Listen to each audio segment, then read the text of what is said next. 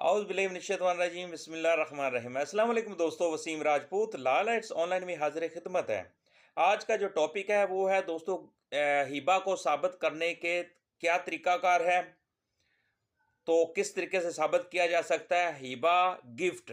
अगर कोई प्रॉपर्टी, मकान, ज़मीन अगर आप अपने बच्चों को, किसी थर्ड चचाजाद भाइयों को, भांजों को, नवासों को, जिसको भी आप प्रॉपर्टी अपनी विरासत कर जो भी प्रॉपर्टी आपकी हिबा करते हैं, गिफ्ट करते हैं, उसको साबित करने के लिए अदालत में आपको क्या करना चाहिए। और अगर ऐसे काम आप नहीं कर सकते तो फिर हिबा साबित नहीं हो सकता। वो किन सूरतों, क्या सूरत हाल है, क्या वजूहात हैं, तो इस बारे हम डिस्कशन करेंगे। डिस्कशन करने से पहले रिक्वेस्ट करूंगा कि चैनल को सब्सक्राइब कर लें, बेल आइकन को क्लिक कर लें।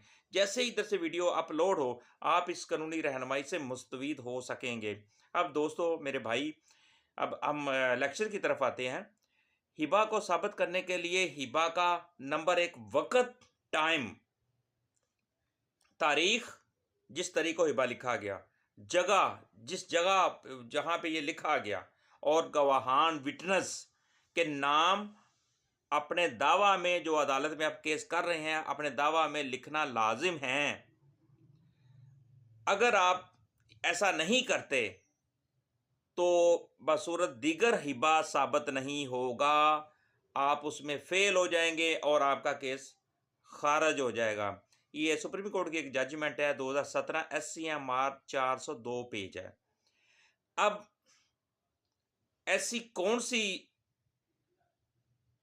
आफत आ गई है, कौन सी मौत आ गई है कि आप फौरी अपनी जो प्रॉपर्टी है उसको अपने चचाजाद भाइयों को, चचाजाद भतीजों को, अपने भांजों को, अपने नवासों को, आप आगे तक आप एक थर्ड पार्टी को आप अपनी प्रॉपर्टी हिबा कर देते हैं। आपके बच्चे मौजूद हैं, अपनी बच्चों की मौजूदगी में आप अपनी प्रॉपर्टी थर्ड बंदे को आप हिबा कर देते हैं। वो ऐसी कौन सी क़यामत आ गई है, ऐसी कौन सी मौत आ गई जो आप इस तरह का, ये कुछ लोग इस तरह के तरीकाकार करते हैं। तो उनको ये नहीं पता होता कि जो हिबा अहमी हर बंदे को वो कर दी जाती है तो वो बाद में रोज़े हशर में इस चीज़ की पूछ कुछ भी होनी है।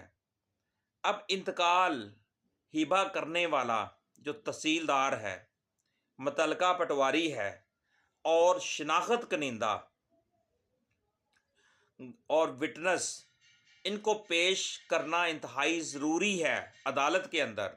अगर आप ये काम अपने दावा में और विटनेस एविडेंस में, शहादत में आप नहीं करते अदालत में, ये सारा प्रोसेस जो मैंने बताया है, तहसीलदार, पटवारी, शनाख्त कनिंदा, गवाहान को पेश ना करते हैं, तो ऐसी सूरत में भी आप गिफ्ट और हिबा को साबित नहीं कर पाएंगे और अपना केस हार जाएंगे और आप अपनी ज़मीन से हाथ धो बैठेंगे।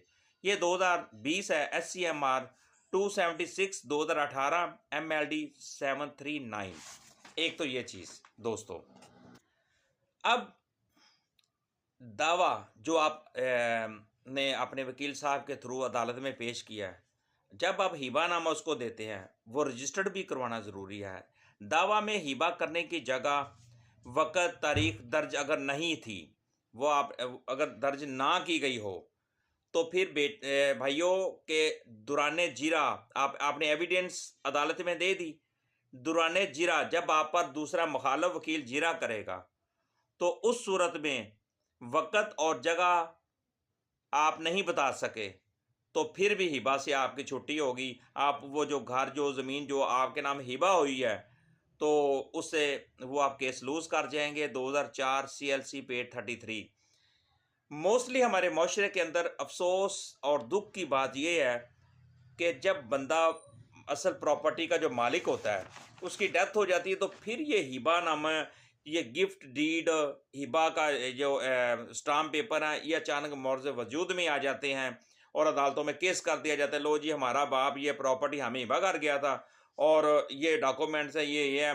अब ये चीज़ें जो मैं अभी दोस्तों बता चुका हूँ, अगर ये चीज़ें हम नहीं कर पा सके, अदालत को सेटिस्फाइड नहीं कर सके, अदालत को क्लियर नहीं कर सके, एविडेंस हमारी फेल हो जाती है, तो ये जो रिक्वायरमेंट जो हिबा की होती हैं वो अदालत में ना हम एविडेंस भी नाकाम हो गई, जिरा भी हमारी नाकाम हो गई, तो फिर वो जो प्रॉपर्टी जो झूठ से, जो एक बेईमान से तरीके से एक फ्रॉडली तौर पर एक बहुत बड़ा एक ब्लंडर करके एक प्रॉपर्टी अपने नाम हिबानामा कर लेना कि ये मेरा बाप मेरे नाम कर गया था, या कुछ बच्चे ये कहते हैं मेरा चाचा मेरे नाम प्रॉपर्टी कर गया था। हमारे माशरे के अंदर बेतहाशा इस तरह के केसेस हैं।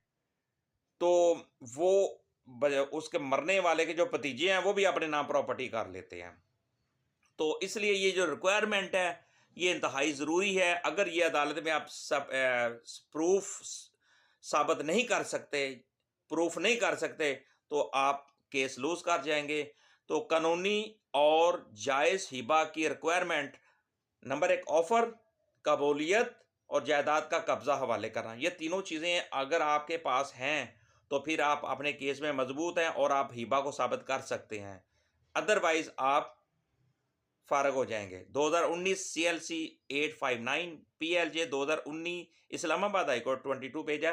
और एक और चीज़ वेरी इंपॉर्टेंट दोस्तों मैं बताना चाहता हूँ, कुछ अनपढ़ लोग होते हैं, उन बेचारों को कोई प्रॉपर्टी उनके नाम वो साइन अंगूठा करवा लिया, कब्ज़ा कर लिया, इस तरह के प्रॉब्लम जो शनाख्त करिंदा, उनको इस चीज़ का इल्म नहीं होता।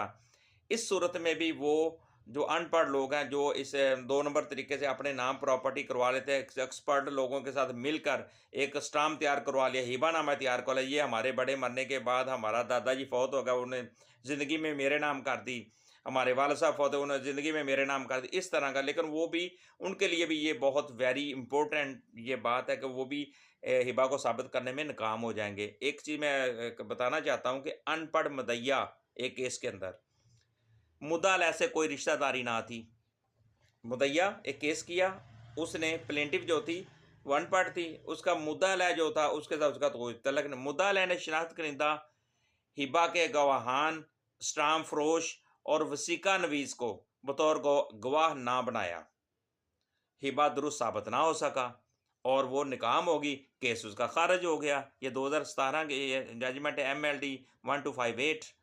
तो दोस्तों आखिर में मैं बात ये करूँगा कि ऐसी कौन सी क़यामत आ गई जो मैंने स्टार्ट में बात की है कि जायदाद फैमिली को अपनी फैमिली को, अपने बच्चों को महरूम करके अपनी प्रॉपर्टी अपने भतीजों के नाम लगा देनी, अपने भांजों के नाम लगा देनी, अपने अगर थर्ड पार्टी रिश्तेदारों के नाम अपनी प्रॉपर्टी का अपने बच्चों को महरूम कर देना। सुप्रीम कोर्ट की बेतहाशा जजमेंट्स हैं इसमें, जैसे फाजिल साहब की भी जजमेंट्स हैं वो विरासत के मतलब बहुत ज़्यादा हैं।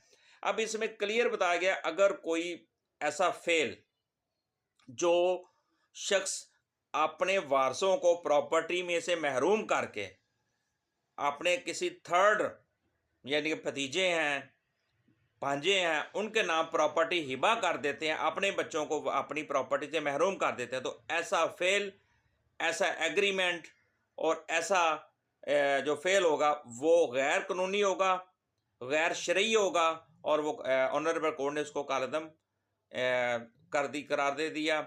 और ऐसा कोई भी मायदा नहीं, कोई शख्स कोई भी ऐसा मायदा नहीं कर सकता कि अपने बच्चों को, अपने वारसों को अपनी प्रॉपर्टी से महरूम करके आगे थर्ड पार्टी के नाम प्रॉपर्टी को, थर्ड बंदे के नाम प्रॉपर्टी को हिबा कर देना, गिफ्ट कर देना और तमलीक कर देना। ये बेतहाशा इस तरह के कानून विरासत के अंदर इस तरह बेतहाशा इस तरह के सवालात उठते हैं। मोस्टली फ्रॉड होता ही ऐसे है कि फलाने ने ये मेरे नाम प्रॉपर्टी हिबा कर दी। फ्रॉड की सबसे पहली अगर वो हिबा का नहीं श्राम बन सका, फिर उसको वो एक बैनामा की तरफ ले जाते, लो जी मैंने इतने पैसे उसकी ज़िंदगी में दे दिए थे, उस वक्त क्यों नहीं ये हुआ। तो दोस्तों ऐसे फ्रॉड से बचना चाहिए और ये देखना चाहिए कि रोज़े हशर में भी अल्लाह ताला ने ये पूछताछ करनी है। अपने बच्चों की खातिर खुदा रा हराम मत खिलाएं अपने बच्चों के लिए, क्योंकि अगर उनको हराम खिलाएंगे कल को आने वाले वक्त में वो उन पर भी ये सारी मुसीबत आ सकती है। मुझे अपनी दुआओं में याद रखिएगा। सलामत रहें। अल्लाह आप सबका हामी नासिर हो। अल्लाह हाफिज़।